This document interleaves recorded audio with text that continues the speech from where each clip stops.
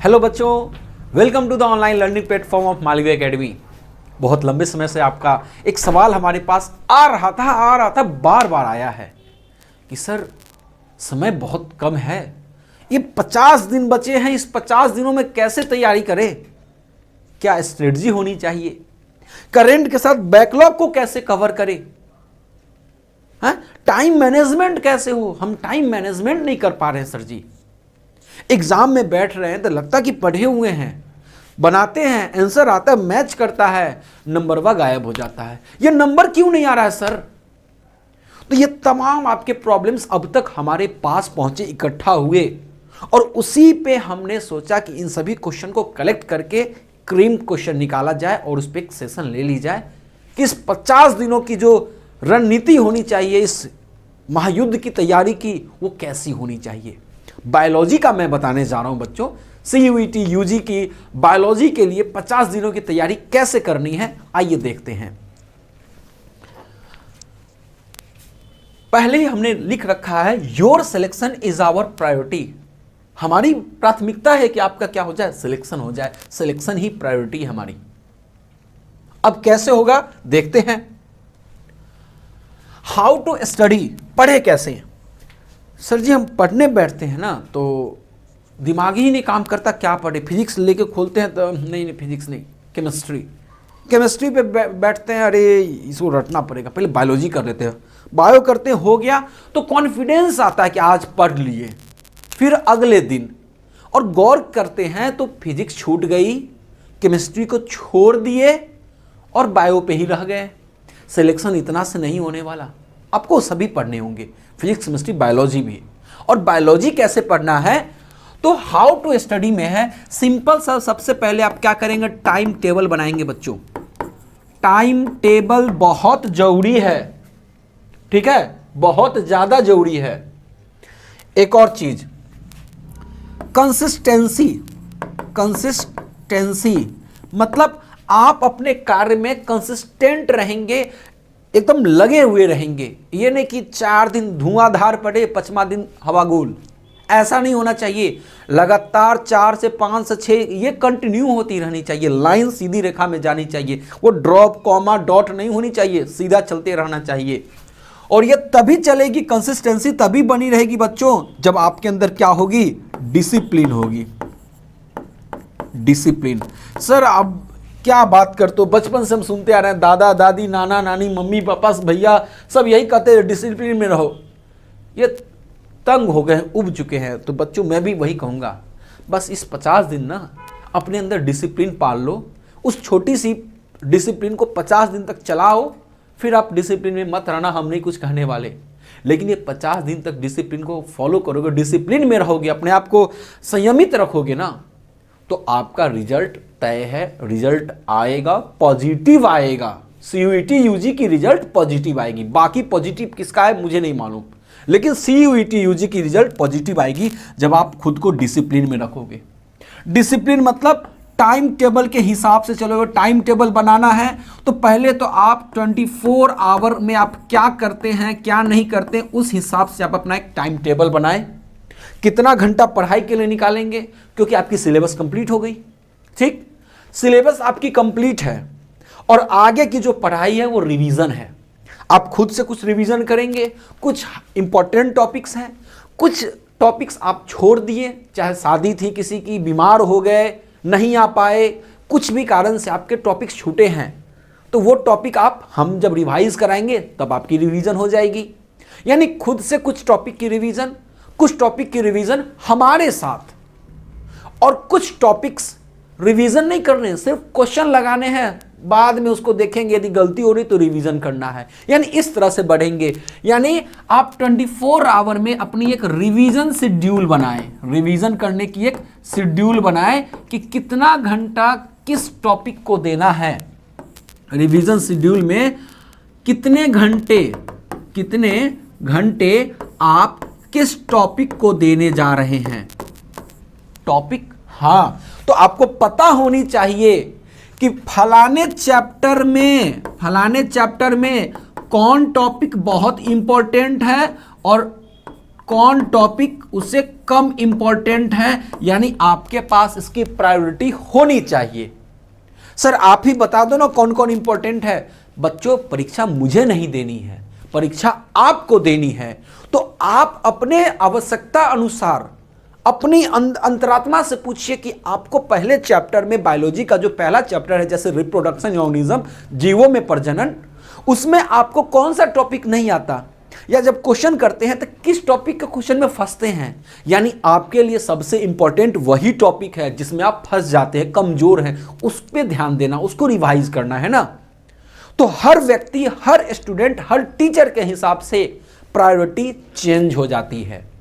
जरूरी नहीं कि आपके लिए जो टॉपिक हार्ड लगता हो वो आपके साथी के लिए हार्ड हो, उसके लिए वो इजी हो सकता है मे बी। तो आप अपनी टॉपिक की प्रायोरिटी ऑर्डर खुद तैयार करेंगे, एक बार चैप्टर पलटेंगे, टॉपिक्स को देखेंगे, उस हिसाब से टॉपिक का नाम लिखेंगे, फिर उसको एनालाइज करें कि 1 नंबर पे, 2 नंबर पे, 3 नंबर पे, ऐसे करके नंबरिंग करें और एक फेयर पेपर में आप लिख लें कि चैप्टर 1 में ये टॉपिक इस तरह से। यानी जब रिवीजन के लिए दौड़ना है, उसमें कूदना है, तो उस हिसाब से आप उस टॉपिक को रिवाइज करेंगे, तभी वो चैप्टर मजबूत होगी, उसमें आपकी जो प्रेजेंस होगी ना वो साउंड होगी, मजबूत होगी, बोल्ड होगी। ओके, दूसरा क्या है, ठीक है आपने टॉपिक की प्रायोरिटी ऑर्डर सेलेक्ट कर ली, तैयार है, उस हिसाब से आपने स्टडी की आवर्स सिलेक्ट कर ली, लेकिन स्टडी करेंगे कैसे? कंसिस्टेंसी बनी रहेगी, डिसिप्लिन, ये मैं मान के चलता हूं कि आप इस बार मेरी बात को फॉलो करने वाले हैं 50 दिन, नहीं तो फिर बीएचयू के बाहर ही चक्कर लगाओगे, अंदर चक्कर लगा लोगे, क्लास के चक्कर नहीं लगा पाओगे। आप चाहते हो कि उसके क्लास के चक्कर लगा पाओ, क्लास जा सको, तो आपको ये दोनों भी फॉलो करने होंगे। सिर्फ टाइम टेबल बनाने से नहीं होता, टाइम टेबल को फॉलो करो, उसके लिए कंसिस्टेंसी चाहिए और डिसिप्लिन चाहिए। अब आगे आते हैं कि भाई स्मार्ट स्टडी पढ़े तो कैसे पढ़े? अरे स्मार्ट स्टडी करनी है, स्टडी लेस प्रैक्टिस मोर, पढ़े कम प्रैक्टिस ज्यादा करे। एग्जाम में कदापि नहीं आपसे पूछने जा रहा एग्जामिनर कि बेटा कितना देर पढ़ते थे, अरे बिटिया 4 घंटे पढ़ती थी, नहीं, वो सीधे कहेगा बच्चा लोग चलो ये क्वेश्चन लो, इस क्वेश्चन को जो बनाएगा वो पास, नहीं तो फेल। मतलब एग्जाम में आपसे क्वेश्चन पूछा जाने वाला है, क्वेश्चन के सही आंसर दोगे, सही उत्तर रहोगे तो आपका परिणाम भी सही आएगा, आपका रिजल्ट आएगा, नहीं तो आपने गलत उत्तर दिया, परिणाम भी गलत आएगा। यानी आपको स्टडी लेस करना है तो कैसे? आप क्वेश्चन ओरिएंटेड चलेंगे,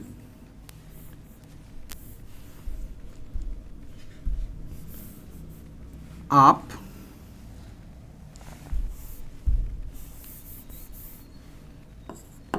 क्वेश्चन ओरिएंटेड पढ़ाई करेंगे। ओके, अब क्वेश्चन ओरिएंटेड स्टडी कैसे हो सकती है ध्यान देंगे।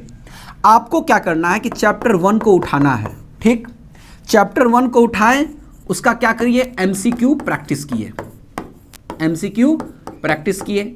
अब एमसीक्यू प्रैक्टिस करने के बाद आपके कुछ क्वेश्चंस करेक्ट होंगे, ठीक है, कुछ क्वेश्चन रॉन्ग होंगे और आपने कुछ क्वेश्चन छोड़ दिए होंगे, ठीक है। अब समय है एनालाइज करने की, तो एनालाइज कैसे करेंगे?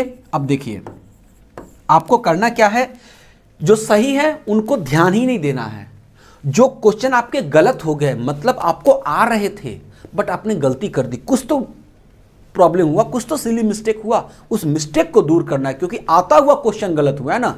यदि आपको नहीं आता तब तो छोड़ दिए होते ना, आपको आ रहा था, आपने पढ़ रखा था, याद था, फिर भी गलत हुआ तो कुछ तो कहीं तो फंस गए, उसी को पता लगाना है। एनालाइज करने के बाद सबसे पहले जो क्वेश्चंस रॉन्ग हो गए उसके टॉपिक्स को क्या करें, रिवाइज करें। अरे हाँ, उसके टॉपिक को रिवाइज करेंगे। फिर इसके बाद क्या करेंगे, जो क्वेश्चंस आपने छोड़ दिए उसके टॉपिक्स को क्या करेंगे, रिवाइज करेंगे, ठीक है, उस टॉपिक को आप रिवाइज कर लीजिए। और जो आता है उसको रिवाइज करे ना करे कोई दिक्कत नहीं, लेकिन मेरा मानना है कि जब ये दोनों हो जाए तो एक बार ओवरऑल चैप्टर की क्या कर लो, आप समरी पढ़ लो, समरी, सारांश को पढ़ डालो, ठीक है। इससे क्या होगा कि आपका इजी, मॉडरेट, हार्ड, हर टाइप के चैप्टर, हर टाइप के जो टॉपिक्स है वो कवर हो जाएंगे, पूरा चैप्टर कवर हो जाएगा। लेकिन रिवीजन के समय पहले क्वेश्चन पे कूदे फिर थ्योरी पे जाएं, ये सबसे बढ़िया है स्मार्ट स्टडी का तरीका है बच्चों, स्मार्ट स्टडी का यही तरीका है। अब इसमें मैं एक चीज जोड़ना चाहूंगा कि जो भी इंसान है ना, इंसान एक बहुत बढ़िया पशु है इस धरती पे। अब यहां पे क्या दिक्कत है कि इंसान की जो ब्रेन की पावर है ना, वो 45 मिनट तक, 45 मिनट तक ही उसकी क्या होती है, सैचुरेशन लेवल होती है। यानी आप कोई भी चीज़ काम कर रहे हो, कुछ पढ़ाई कर रहे हो ना, तो दिमाग का यदि उसमें इस्तेमाल हो रहा है तो दिमाग 40-45 मिनट होते होते थक जाता है। ठीक है, तो क्या करना है आपको, आप जो भी पढ़ाई करेंगे उसको 45 + 5 मिनट के स्लॉट में बांटेंगे। आपका जो स्लॉट होगा वो 50 मिनट का स्लॉट होगा। कितने मिनट का, 50 मिनट का। अब कैसे, 45 मिनट आप क्या करेंगे, स्टडी करेंगे, और 5 मिनट क्या करेंगे, ब्रेक करेंगे, ब्रेक लेंगे।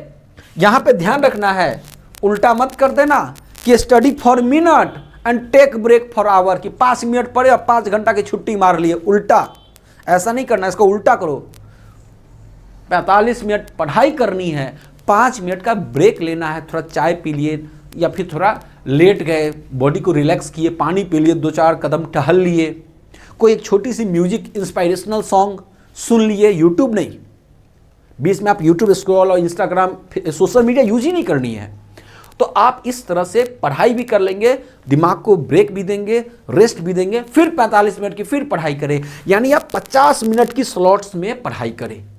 ये सबसे बढ़िया तरीका है बायोलॉजिकली, आप ब्रेन से भी लड़ लोगे, क्योंकि आप चाहोगे 2 घंटा लगातार पढ़े ना, ब्रेन कहेगा हो गया 2 घंटा पढ़ना, अब 4 घंटा रेस्ट कर। तो उसको आप छल कर सकते हो, उसके साथ उसको धोखा दे सकते हो, क्योंकि उसको धोखा दोगे तभी सक्सेस आपका साथ देगी। आप दिमाग को हरा दो, कैसे हराओगे, 45 मिनट पढ़ो, वो थक गया है, 5 मिनट रेस्ट दे दो, अब चलो वापस पढ़ो। दिमाग को आना पड़ेगा आपके साथ जो आप पढ़ना चाहते हो, उसको याद करना चाहते हैं, दिमाग को वो चीज़ याद करना पड़ेगा, क्योंकि आपने टाइमिंग उस तरह से ले रखी है।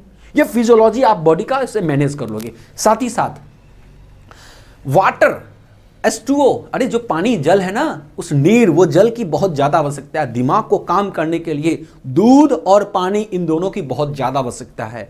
तो आप क्या करें, जब भी पढ़ने बैठे तो वाटर, पानी जरूर रखें, वाटर बॉटल अपने साथ रखें, ठीक है। और आपके जो डाइट है ना, फूड है ना, फूड में पर डे मिल्क जरूर रखें बच्चों। अंडा, मछली वगैरह रखें ना रखें, लेकिन मिल्क जरूर रखें, क्योंकि मिल्क में क्या होता है, गैलेक्टोज होता है। वैसे होता तो लैक्टोज, लेकिन वो आगे ब्रेक होकर के गैलेक्टोज निकलता है, वो हमारे ब्रेन के बहुत काम आता है, ब्रेन शुगर है। तो यानी कि आप मिल्क का जब सेवन करेंगे ना तो दिमाग हेल्दी रहेगा, तो जब पढ़ेंगे, याद करेंगे तो वो चीज़ें याद होंगी, आपको भी कॉन्फिडेंस आएगा कि हमने याद किया, याद हुई, क्वेश्चन लगाया, हो गया। समझ गए। तो इस तरह से हमें आगे बढ़ना है। अब क्या है कि करंट प्लस बैकलॉग कैसे करें, तो आपने जो टॉपिक्स छांटे उन टॉपिक्स में क्या था, हार्ड टॉपिक्स थे, मॉडरेट लेवल के थे, और क्या था, इजी लेवल का था। ठीक है बच्चों, हार्ड, मॉडरेट और इजी। आपको फोकस करना है इन पे और इन पे। इन पे नॉर्मल फोकस भी चलेगा, कोई दिक्कत नहीं।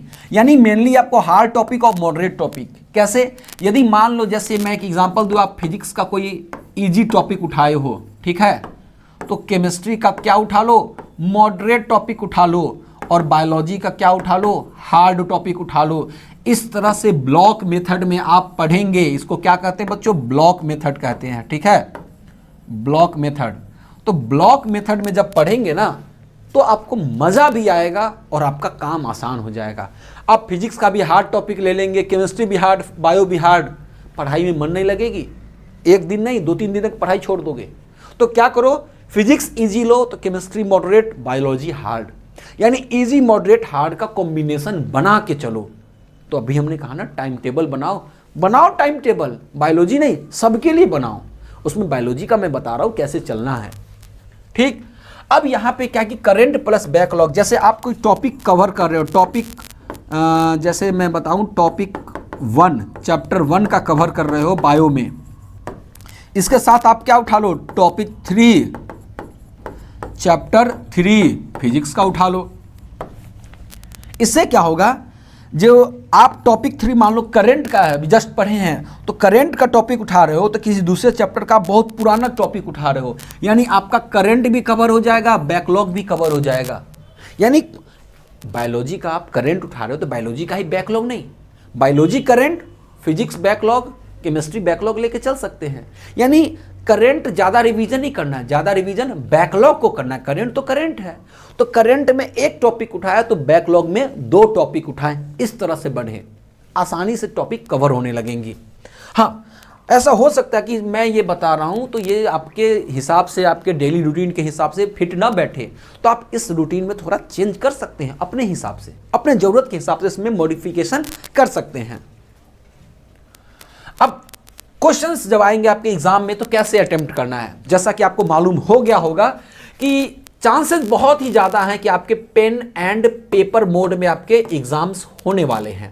ठीक, पेन एंड पेपर मोड में क्या है फ़ायदा ना, कि आपको सभी क्वेश्चन को एक बार में देखने का मौका मिल जाता है। तो आप क्या करें, सबसे पहला number, read all the questions. आपको 2 से 5 मिनट लगेंगे, 10 मिनट लगेंगे, ठीक है। रीड ऑल क्वेश्चंस, और जब क्वेश्चन रीड करते रहेंगे तो रीडिंग के दौरान क्या करेंगे, डॉट का यूज करेंगे। डॉट मतलब जो आपको आते हैं, you know that question is going to be solved, मतलब आप उस क्वेश्चन को करने जा रहे हैं, वो सॉल्व होने जा रहा है, आसानी से सॉल्व हो जाएगा, आपको ये बात मालूम है। तो क्या करें, उसके सामने डॉट लगा दें, ठीक है। फिर इसके बाद क्या करना है कि आपने डॉट लगाते हुए पढ़ते चले गए, फिर आप क्या कीजिए, जितने भी डॉट वाले क्वेश्चन हैं उनको करना शुरू कर दीजिए, बाकी को नहीं। तो डॉट वाले क्वेश्चन को जब आप करने लगेंगे, वैसे तो एक लाइन से बढ़ना है, लेकिन डॉट वाले क्वेश्चन को करेंगे तो जब हो गया आपसे क्वेश्चन डन, क्वेश्चन डन है तो क्या करिए, टिक लगा दे, ठीक। और नॉट डन, यदि नहीं बन पाया या अनडन है, मतलब नहीं बनना है, आपसे नहीं हो पाया, तो आप क्या कर दे, वहां पे उसको राउंड कर दे, क्या कर दे, सर्कल कर दे बच्चों, उस क्वेश्चन को घेर दें, ठीक है। जैसे मान लो मेरे से क्वेश्चन नंबर 4 नहीं हुआ तो मैं क्या करूंगा, इसको घेर दूंगा। डॉट लगाया था कि हाँ हो सकता है, लेकिन ट्राई किया तो नहीं हुआ तो मैं घेर दिया, ठीक। और जो क्वेश्चन आपके समझ में नहीं आ रहा लेकिन या फिर लग रहा है कि गलत हो सकता है, ठीक है, नॉट कॉन्फिडेंट, आप कॉन्फिडेंट नहीं है जिसके लिए, ठीक है, उसको उसी समय क्रॉस कर दे, मतलब इस पर टाइम ही नहीं वेस्ट करना है। जब वो नहीं हो रहा तो क्यों टाइम वेस्ट करना, टाइम नहीं वेस्ट करना, ठीक। एक राउंड आपका कंप्लीट, अब समय बचा है, सेकेंड राउंड में आएंगे। तो सेकेंड राउंड में हम क्या करेंगे, जो जो क्वेश्चन पे हमने सर्कल लगाया था, सर्कल को फिर से क्या करेंगे, अटेम्प्ट करेंगे। जितने भी क्वेश्चन पे हमने सर्कल लगाया था उनको हम फिर से अटेम्प्ट करेंगे। हो गया तो क्या कर देंगे, डबल टिक कर लेंगे, क्या करेंगे, डबल टिक, मतलब दूसरी बार में हुआ था, पहली बार में नहीं, दूसरी बार में। अब वैसे उस पर सर्कल भी दिखता रहेगा। और फिर क्या करना है, जैसे डन नहीं हुआ, नॉट डन नहीं हुआ तो उसको उसी समय क्रॉस कर देंगे, नहीं तो अगली बार फिर वो समय आपका खाएगा। इस तरह से आगे बढ़ना है बच्चों, और 2 राउंड में आपके पेपर कंप्लीट हो जाएंगे, एकदम कंप्लीट हो जाएंगे। तो इस तरह से हमें आगे बढ़ना। पहले एक बार 5 मिनट दे लो, टाइम 5 मिनट दीजिए। सर 45 मिनट में 45 क्वेश्चन, समय कहाँ बचेगा, तो अभी है ना समय, प्रैक्टिस। मालवीय एकेडमी यही तो करा रही है, आपकी प्रैक्टिस करा रही है, इतने सारे क्वेश्चंस दे रखे हैं, आप टाइम मैनेजमेंट कीजिए ना। सर टाइम मैनेजमेंट करते कैसे हैं, तो देखिए टाइम मैनेजमेंट कैसे होगा। टाइम मैनेजमेंट में आपको सबसे पहले क्या करना है ना, कि जो भी आपके इजी क्वेश्चंस थे आपने उनको लगा लिए।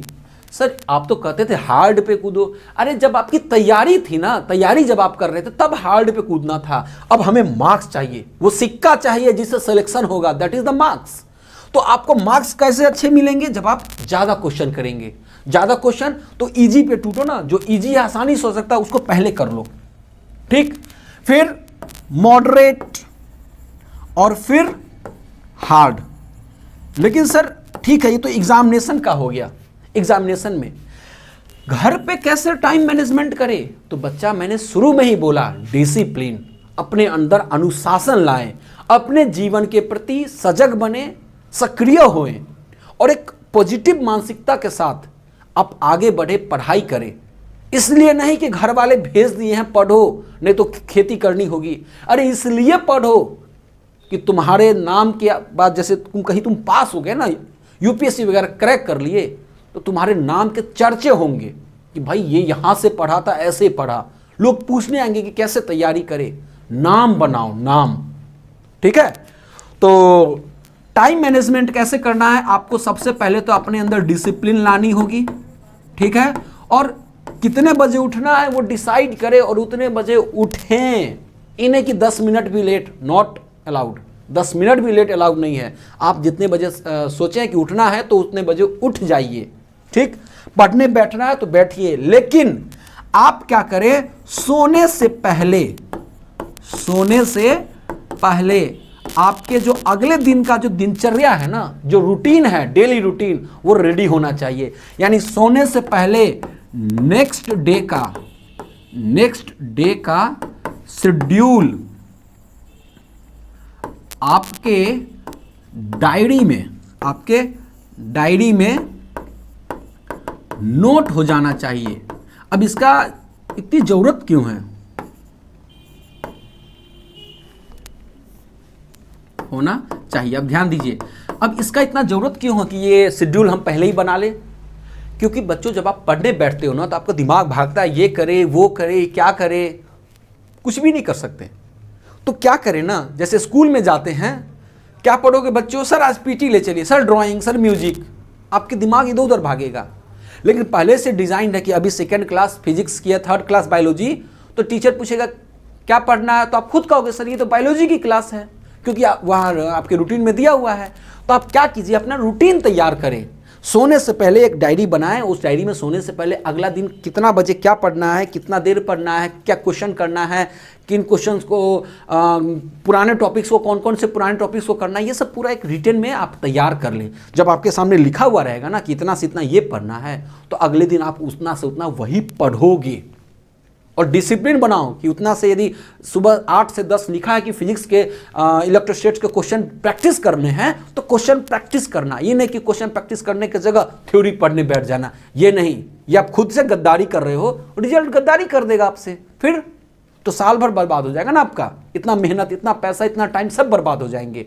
तो अपने अंदर डिसिप्लिन लाइए, वो डिसिप्लिन ही है जो आपको सक्सेस दिलाएगी, क्योंकि वो डिसिप्लिन आपको पढ़ने में मदद करेगी, आपको अपने अंदर गंभीरता लाने में मदद करेगी, और साथ ही साथ आप अपने कैरियर के प्रति सजग हो जाएंगे।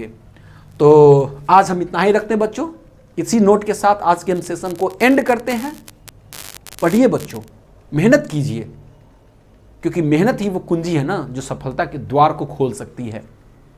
लास्ट में जाते जाते एक लाइन कहूंगा कि मेहनत इतनी खामोशी से करो, मेहनत इतनी खामोशी से करो कि सफलता शोर मचा दे। Bye bye, shining out.